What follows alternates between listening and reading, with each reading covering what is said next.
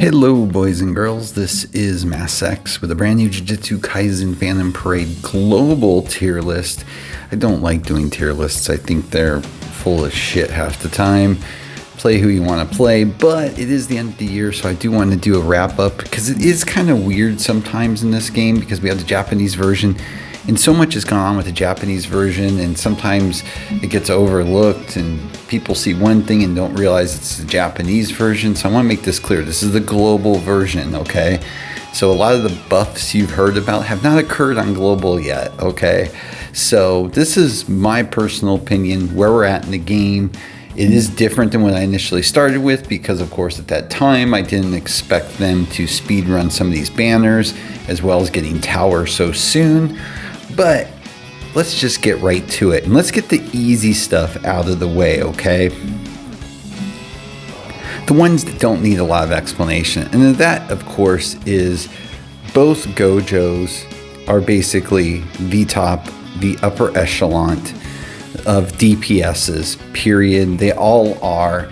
For their color, they are going to be your best DPS option. They can be used in even when they don't have any sort of elemental advantage, they can be highly productive for you. There isn't a bad Gojo that has been released in this game, and needless to say, these two are the cream of the crop. And then we've also got to put Yuta in there. He does an insane amount of damage also. He's got the heals, the follow-up. Again, just to me, these are the three upper echelon characters that we've got. And then we have a lot of A's, characters that really do the hard work. And in this game, as you've probably realized, support is major in this game. And I don't think you can talk buffing or debuffing or anything without having two that are just some of the best options that you have and can be used in every aspect of the game. And that, of course, is Yaga and, of course, his cohort, Nanami, the SR versions. They both do so much for your team. And literally, if you're free to play, you are a light spender, you're a whale. These two guys are essential to having success in tower, are essential in having success in story mode, in events. They just do so much for making your DPSs just go in and absolutely annihilate. Now, a lot of people will probably think this character maybe should be S tier, and that, of course, is our yellow Megami. This character does do an insane workload on the field. The incomplete domain version, he is essential to a lot of parts of tower. It will help you and just make the grief that much easier on you. And I do see the arguments for putting that character in S tier. I just feel that he's more of an A tier character, and quite honestly, marrying on where you're playing in the game and what portion of it, he could easily be, you know, at the front of the A tier over everybody else. But again, a lot of these characters you're going to use a lot, but I'm looking at the overall value, and to me, you know, Nanami and Yaga being SRs, easier to build, just you get so much bang for your buck with them. Our next character up, of course, is our blue SSR Momo. This character does so much for you on the field, from the crit rate increase to the crit damage dealt increase to crit resist decrease, break damage increase. I mean, the character does so much, and even her ultimate is just really solid with the stun. I mean, she can be so helpful to get you through until you charge up your main damage dealers. The next one up is going to be, of course, our blue Ghetto. I love this character, and he's going to get so much better whenever he gets the buff to global like Japan got, but he's still incredibly solid right now. He does a lot of damage. His ability to increase curse damage, the physical technique decrease that he does, the ability to scale with his cursed energy, if you set him up properly, can just be devastating. He just does a lot and is a really good character. There are some damage dealers that I would throw in here. I would put, of course, the yellow Nobara. She can be very helpful for you, not only in tower, and we really don't have a lot of options for yellow DPS, but if you set her up properly with her nails, she can just do so much. The other damage dealer I would probably put up there is our red Yuji. Oops, wrong one. Where's the red Yuji? There he is. He just does a lot too. The fact that he can increase his crit rate, increase the break damage increase. He has that physical technique increase to himself. He really supports himself well and can really just, especially when he's got elemental advantage, just be stupid strong for red. Next up in the A row is, and this character just cooks. I mean, for a rare, the Kaido Yuki, just, oh my god, can do so much and is so solid. When you just think about alone that cursed energy recovery, skill 3, that just does so much and can set your team up so much quicker. And right alongside that character, you cannot forget another rare, and of course that's the Unamaki. I mean, the fact of that you get on that ward off the damage taken decrease, as well as you have with that don't move the chance to apply stun, those two alone can just push you through tower and other modes of the game so effectively. Dropping down to the B tier, this is one that people may disagree with me on, but we really don't have any solid tanks in this game right now.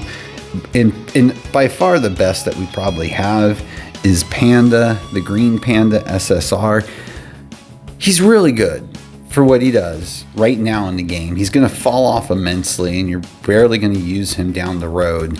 So I had a hard time putting him in A tier because I think what's in A is just a whole step above what Panda can do, but don't discount him, especially in type advantage, because he can tank really well, and I used him quite a bit in tower when he had the color advantage. The other one that kind of goes hand in hand, and again I think some people would argue me and probably put it up another tier, is the red SR Miwa. She's good. She's really good at what she does with that evasion as well as the counterattack. I don't know, I find her using her less and less. I used her way more the first few weeks of Global, and now I just don't see myself using her, so I just couldn't put her up there. Like everybody in A tier, I'm using constantly still. Next, I would put the green Yuji in there, the SSR. He's really funny with me because when he has type advantage as green, he is just so good, but you won't use him anywhere else. And so I have a hard time placing him any higher because of that. And it's almost the same thing with the SSR green Nanami. When you need green, he's good. When you don't, you're not going to use him. And he's just, the two of them, I just don't find myself using them nearly as much as I did previously. Both solid, but definitely, to me, nowhere near the S or A tiers. A character to me, though, that has garnered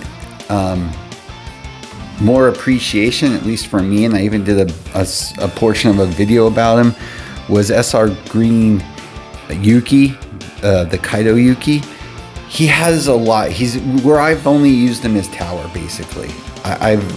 I think I have used him in one event, but he's really good, but he's very niche, so I just can't justify putting him any higher, but really solid when you need some of the things the character can do. I mean, just his defensive wall with the attack nullification, as well as the curse technique increase. Then, of course, what he really helps is the demon repelling wall that applies that curse technique damage taken decrease, and it's for 3 turns. So when you need that type of stuff, he is an incredibly effective character. Actually, I missed one that I think I would put in A tier, and that is the SR Green Momo.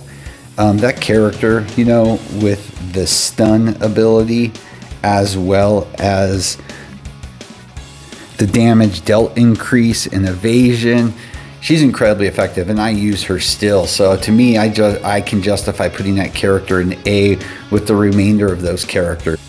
Next in that B tier, I would put the red Nobara, but honestly, she's just okay. I mean, with type advantage, she's fine, does really decent damage, but you're just not going to slot her in unless you have an absolute need for a red character to do some more DPS for you. I don't highly rate her. I almost considered putting that character in C. Just a very okay character. And honestly, that's where we kind of leave the rest. The rest of these characters, I would put in C. Very niche. Really, you're probably not using them unless, you know, early on, I know a lot of people used Mechamaru, but you're probably not using it as much. Same with the Todo. I mean, these are all characters that really you're probably not using. And if any of them probably deserved any sort of small push, it would probably be Mai. I'd probably put Mai at the beginning of this one. She's probably the best out of the lot at this point in time in the game. And that's really what this comes down to right now, where we're at in the game. If I didn't put a character in here, I just either don't use it at all, so I can't put any value on it at this point because it hasn't done anything to justify building. But to me right now in the game, this is where we're kind of sitting. You know, if you have the S and A's characters shown, you're probably pushing content no problem at all. And even if you don't have all the A's, if you have the ones that are the most important and you supplement with some of the ones in B because they are some good characters in there, you're doing just fine in this game. But right now, you know, they've kind of speed rushed everything, so some characters have become a little bit more valuable, at least in my mind, than others, and vice versa, that maybe I would have used if we didn't have Tower yet, would have not put up so highly. They've really, you know, messed things up to a certain degree by adding so much so quickly. But let me know your thoughts on this one. You know, it's a tier list, you know, personal preference, how you like to build your teams, etc. But this is kind of where I see the characters fall at this point. Right now at the end of 2024 for global, without any of the Japanese buffs out there. Let me make that clear because they're not here yet. I wish they were. This would change up a couple characters immensely. But for today, for now, for the end of 2024, this is my thoughts on it. So with that, as always, please like and subscribe. It helps a lot. Have a great day.